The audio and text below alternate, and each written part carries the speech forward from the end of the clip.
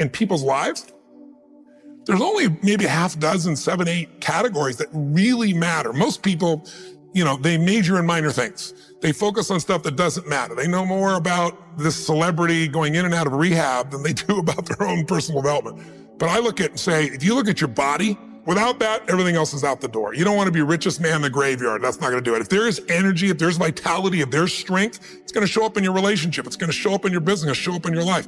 That's an area you got to master. You can't dabble. It's too important. Emotions are everything.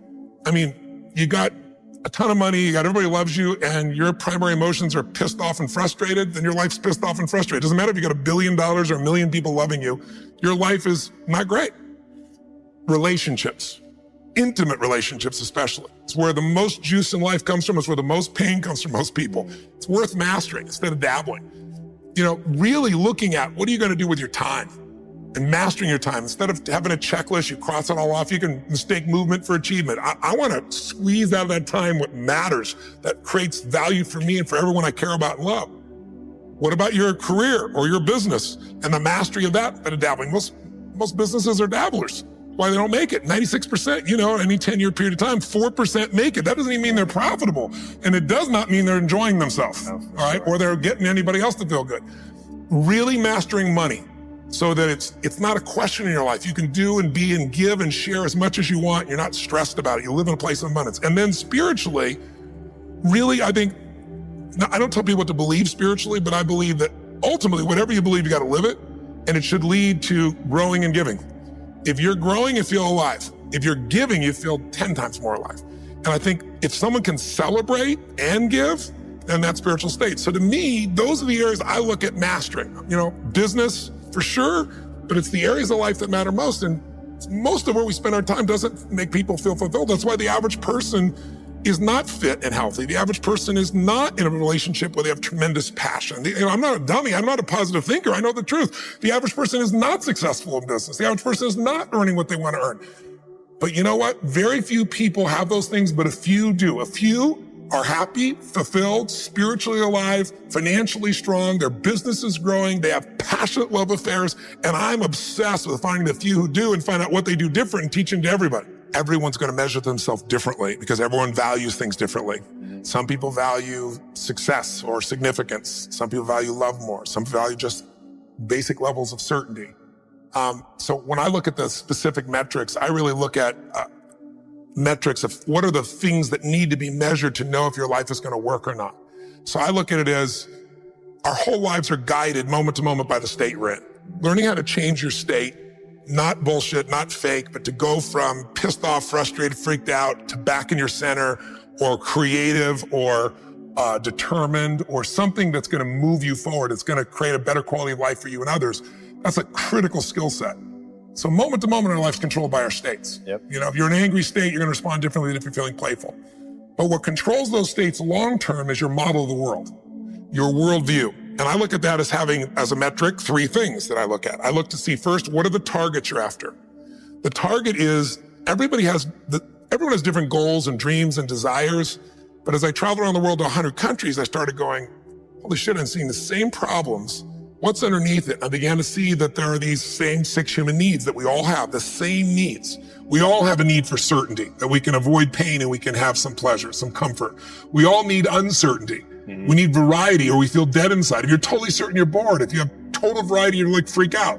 And it's not a balance. It's learning which of these you need more as a person. Everyone's developed a different set of values in that area. The need for significance, to feel unique, special, important. The need to feel loved, the need to grow, and the need to contribute. Some people value certainty at the top of their list. That's their center of their target. I don't want to do anything unless I know it's going to work. I don't want to do anything unless it's the same. If you change anything, they freak out. If certainty is the number one thing on your list, everyone has the same needs, but if it's number one, I know how your life's going to be. I can predict the direction of your life and therefore the destination to some extent. If you're driven by love first, you want certainty too, but love is higher, you're going to behave very differently than if you're driven by significance. I have to be the one. So I look to see which of those needs are the top 2 on your list because they control your life. Yep. The 2 that most people have, 90% of the planet, if you said, of all these needs, which one do you really focus on most day to day? Everybody wants love. What do you focus on? Most people focus on being significant. We live in a Facebook world where people fake their life, put new filters, make it look different than it really is, tell stories that, are totally full of it to make themselves look good. Because we live in this kind of false world where significance is more important than love. And it separates us. And the other one that we see most often is certainty. People want to be certain before they can do something. You couldn't have started a business like you had if you were absolutely certain before you started. You can never build a business with that. You can never build a great relationship, because if it's based on certainty, then everybody's got to stay the same and never change, which means you're never going to grow, which means you're going to be miserable. Right. So my metrics are, I want to find out what's driving you. And I want to see, is it healthy or unhealthy? You can have two people be driven by significance, though, and do it with a different set of rules. That's the second piece I measure. The beliefs or rules of how to fulfill that target. But I want to be more clear about something. An extraordinary life is life on your terms. And there's two parts. Part one to have an extraordinary life is mastering the skill of the science of achievement. How do I take what I envision and make it real? And how do I do that quicker, faster, better, easier? The ability to manifest what you come up with and make it real, like you've done with your company, yes, that's a skill set. I spend an unbelievable amount of time helping people do it faster, quicker, better, showing them the shortcuts, teaching them the strategies, modeling what works so you can save yourself a decade. But I would submit to you that having done this for 38 years with, 50 million people at this stage, I can tell you that the science of achievement, there are a lot of people that are damn good at that, and they still don't have an extraordinary life. They have an extraordinary life. You see it as extraordinary, but I get a phone call from the multi-billionaire who tells me he wants to do this thing on his business, but what he really find out is he's miserable as hell, and he's hoping somehow I'm going to rub off on him on that side too. Right. And so I give him what he asked for, the change in his business, but I also give him what he needs, which is the change inside of him. So the second skill is the art of fulfillment. If you want an extraordinary life, you can't just achieve, you got to be fulfilled. As simplistic as that sounds, but it's an art. It's not a science. Sure. It's a science to making money. Come on. Any age, any color, any background, any gender. If you do these things, you'll have an abundance of money. You do these things, you're going to have too much month at the end of the money. You're going to have financial stress, right? Body. Everyone's biochemically different, but you and I both know there's fundamental rules, laws. There's a science to the body. You violate that science, you're going to have disease. You're going to have low energy. You align with that, you're going to have an abundance of energy. It's going to affect everything in your life. It's a science.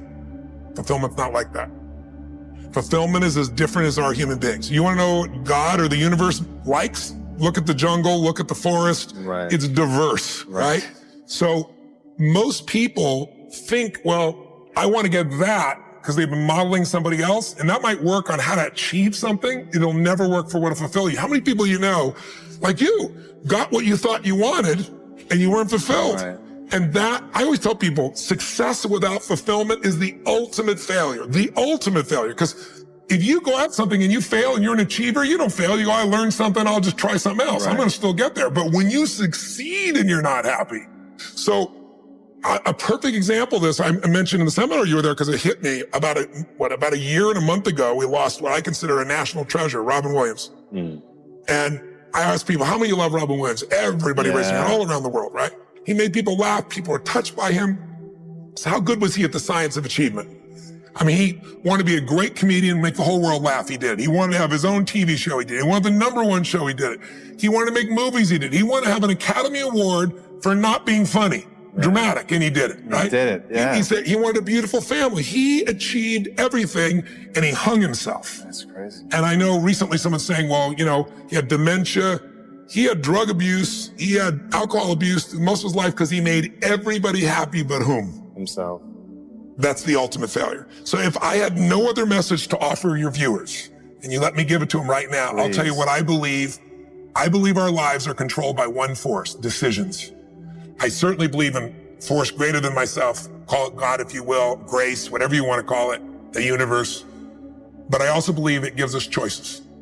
And the decisions we make control us much more than the conditions we meet. It's not the conditions, it's your decisions. Decisions of what to believe, decisions of what to do, decisions of what to give. I say to people, think about, look back 10 years ago, 5 years ago, 15 years ago, and think of a decision you made. That if you would have made a different decision, you'd have a totally different life today. Better or worse, I don't know, but totally different. The most important decision you can make above any on the face of the earth is deciding that no matter what happens in your life, no matter what happens, you're going to live in a beautiful state. The decision to say, I am not going to suffer. That if suffering arises, pain's one thing, suffering's another. Suffering is when you're like, suffering could be worry, it could be anger, it could be frustration. It's anything that takes you out of a beautiful state. And here's what people don't get. You can end suffering by stop focusing on yourself and focus on something you want to serve greater than yourself. Your children, your wife, your mission, your life. You can get out of it in an instant because the nature of the human mind is to constantly compare things. Your mind, your brain is a 2 million year old device, and it is not designed to make you happy. It's designed to make you survive. Right. And that's why it's always looking for what's wrong. But it used to be what's wrong, a saber-toothed tiger, so I can protect myself. Now people are worried about what people think about them, or do they have enough money when 2/3 of the planet lives on $2 a day, and you're making $38,000, you're rich. The poorest of the poor in our country are considered rich. I'm not saying they should stay that way. Right. But you can only build on success. My goal would have you consider something. Life is short. We don't know how short it's going to be. But if you only had a week to live, I bet you wouldn't allow yourself to suffer over a little crap that makes you crazy normally. I think you would probably spend time with those you love. You would do what you love. You'd take awe in a sunset. You'd smell the air. You would take in everything in those final moments that you possibly do. So my thing is, why wait? Right. Why wait? Why not just decide that if I start to suffer, I know the solution, because suffering is me obsessing about me. You might say, it's not me, I'm worried about my kids because they're not doing well. No, you're worried that you haven't done enough for your kids. It's about you still, right? Yes. You know, you're worried about what was done or what you should have done or what shouldn't have done. And you can end that in an instant by becoming aware of it and saying, I have made the most important decision of all. Right. I'm going to live in a beautiful state. Because here's what's going to happen. Anybody watching, you may lose a family member, you probably will. Somebody may get cancer.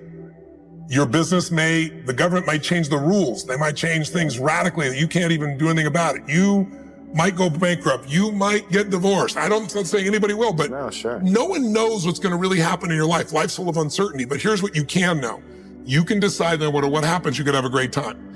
If somebody like Viktor Frankl can be locked up in Auschwitz and come out of that and experience finding joy in the middle of Auschwitz, then human beings have a capacity they've undersold themselves on. We think that the outside world determines how we feel. If people have to behave a certain way, if your husband or your wife or your kids or your coworkers or whoever, your boss, has to behave a certain way for you to be happy, and if they don't, you're unhappy, then you're always going to be unhappy, because the more people around you, the more they're going to change that, because they're all human, right? My invitation is, as great as it is to achieve, more important to enjoy. Right. And if you can enjoy every moment in that state, when you're feeling loving and playful and passionate and curious and awe, you treat other people 100 times better than when you're feeling frustrated, pissed off, overwhelmed, worried, stressed, or feeling sorry for yourself. Right. You're going to be a better parent. You're going to be a better lover. You're going to be a better business person. You're going to have a better life. So my soliloquy is, decide. Decide today. And actually say, what if I cut it off? What if I said, I'm not willing to settle and I'm just going to live in a beautiful state? Doesn't mean you won't feel bad. It doesn't mean you won't stay there. You instantly change. But what the hell is success? It's hitting an expectation.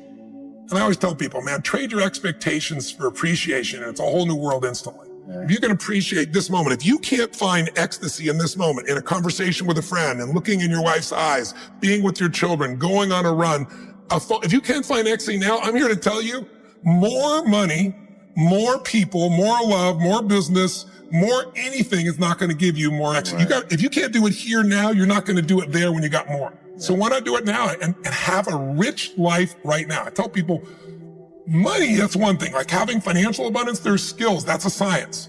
But wealth, it's a decision. It's like you can be wealthy right now. I live in Fiji a good portion of the time. There are these villagers there. They're the richest people I know. They're happy, they laugh, they love, they don't give a damn about the economics. Other people say they're poor. When I first went there, I was trying to do things for them. They're like, what are you talking about? I'm so happy. Wealthy people come over from the United States and they go travel around and try to figure out what to do. And they're going to spend 9 years to do this and this and this so they can finally sit down and be happy. And the Fijian guy goes, why don't you sit on the beach right now, dude, and experience it? Why spend the 9 years? Why not have it now? That's my invitation.